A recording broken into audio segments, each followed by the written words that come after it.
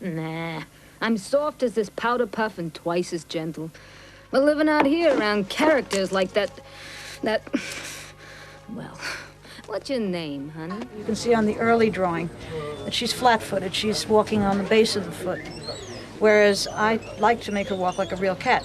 She's walking on the toes, which gets a caricature of a woman's walk as well, because she swings one foot directly in front of the other, and the hips really lash out, and the huge tail swings in a figure eight. So this accentuates the rather exaggerated Mae West walk that she has. I'll get it on the stage for you. Well, I think it starts with the script. Much of the dialogue is written and designed to bring out a personality.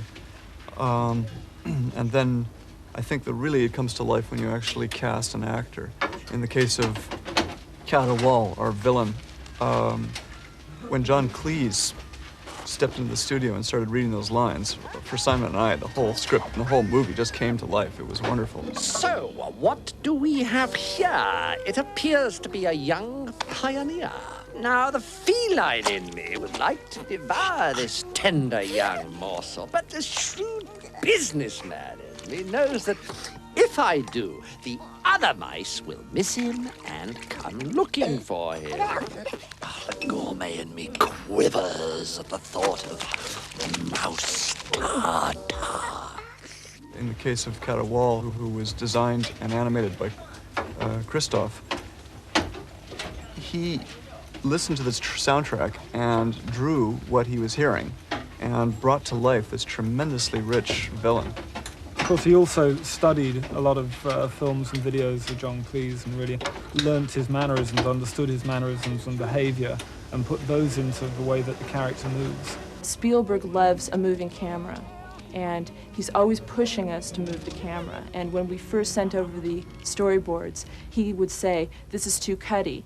Save your cuts for when you want to build tension." So we have to make these long backgrounds and fields so that we can keep moving them under camera. So we've pushed layout and background to the absolute limits of what any of us have done before. So that's quite interesting for us, and also adds a lot of complexity to our work, but hopefully looks good.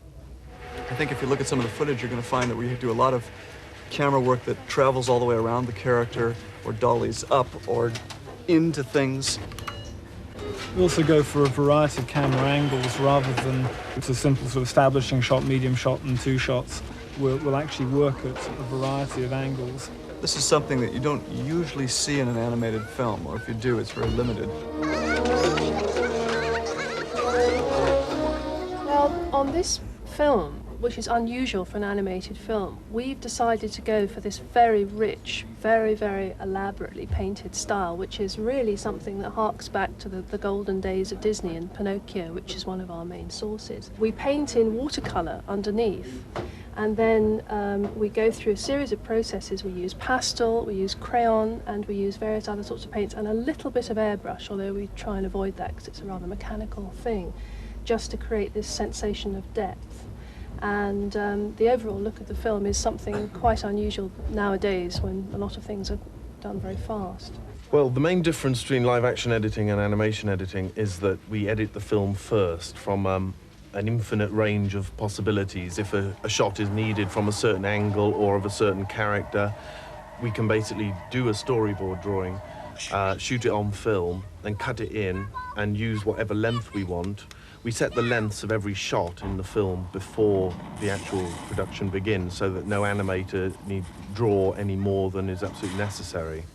Animators are all frustrated actors wishing they could be up on the stage, but instead they're doing it with paper and pencil.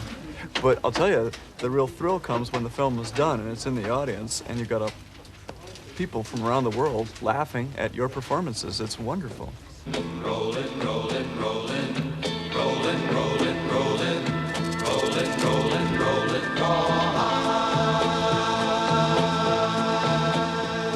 Move 'em on, hit 'em up, hit 'em up, move 'em on, rawhide, cut 'em out, ride 'em in, cut 'em out, ride 'em in, rawhide. rollin', rollin', rollin', rollin', rollin', rollin', rollin'. Excuse me, Mr. Dog. Well, Fievel Goes West opens on December the 13th and... Ondertitel Fievel Goes West spreekt voor zich. Let's go! Fievel en zijn familie komen naar het Verre Westen omdat Fievel ervan droomt sheriff te worden. Hij is bereid daarvoor de ergste gevaren te doorstaan en de spannendste avonturen te beleven, samen met oude vrienden. Het is de droom van een jonge muis voor een betere toekomst. Deze animatiefilm van Steven Spielberg kwam ver van de traditionele Hollywood-studio's tot stand. Er werden voor deze productie nieuwe studio's in Londen gebouwd. What you have is 265 people, all beavering away to make hopefully the same film.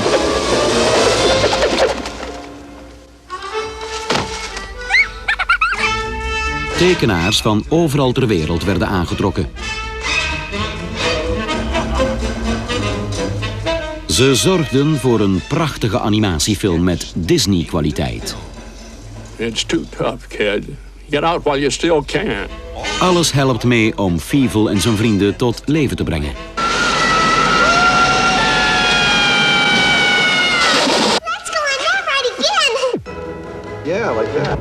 Steven has this wonderful sort of creative overview on the whole thing and keeps sort of batting us into line. He keeps saying he likes animation more than live action, and I believe it because he's, constantly calling us or hanging out with us, and it's fun to have him here. When he walks, he goes.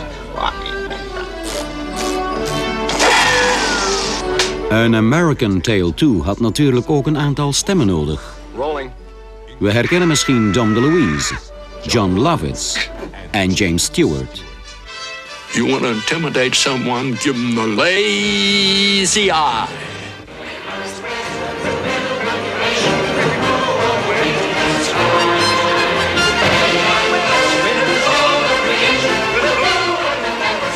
We're hoping to make a classic.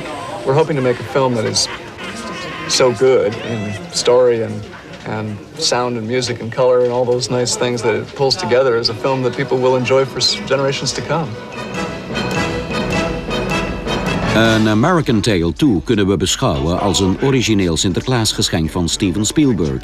De stemmen voor de getekende vedette komen van Dom DeLuise, John Cleese, It appears to be a young pioneer. Amy Irving, After all, we'll always have the Bronx. Philip Glasser, Howdy, Mama.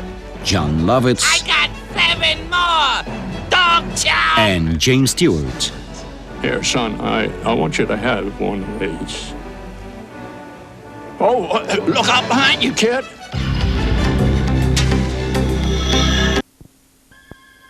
Tales of human beings becoming werewolves date back centuries.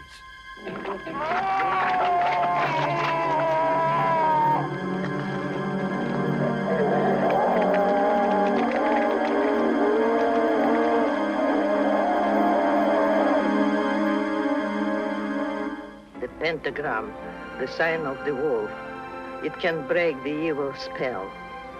Evil spell. Pentagram, wolfbane. Oh, I'm sick of the whole thing. I'm gonna get out of here. Whoever is bitten by a werewolf and lives becomes a werewolf himself. Well, that's the easiest way to become a werewolf, according to the movies. And in medieval folklore, the belief was much the same. Legends and myths of men transforming into beasts have existed in virtually every culture.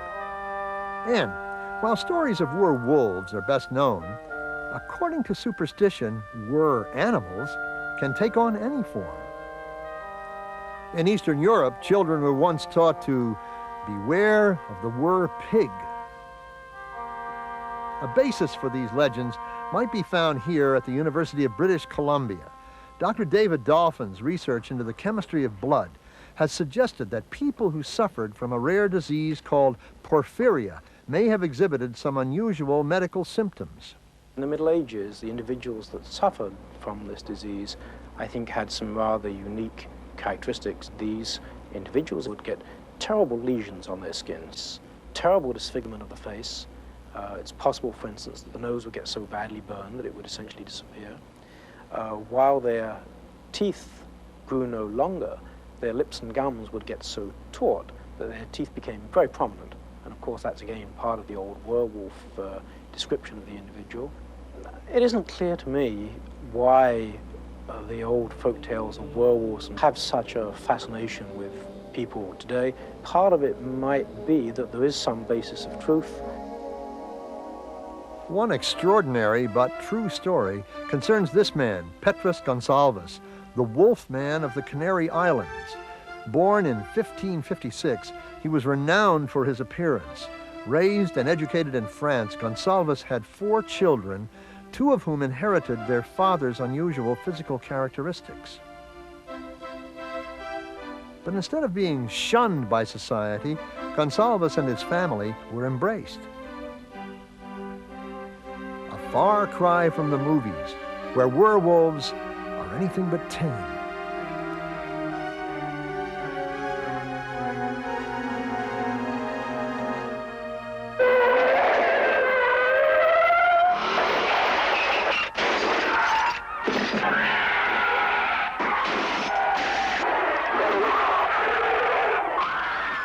An American werewolf rampages the streets of Piccadilly Circus in London.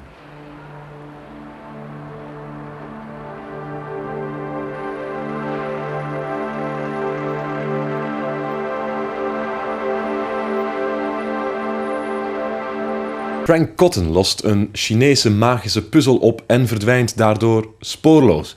Jaren later keert hij terug op de aarde, maar wel in een andere gedaante. En niet meteen moeders mooiste. Zo lelijk zelfs dat de gevoelige kijkers onder u best even iets anders gaan doen. Veel horrorplezier met Hellraiser.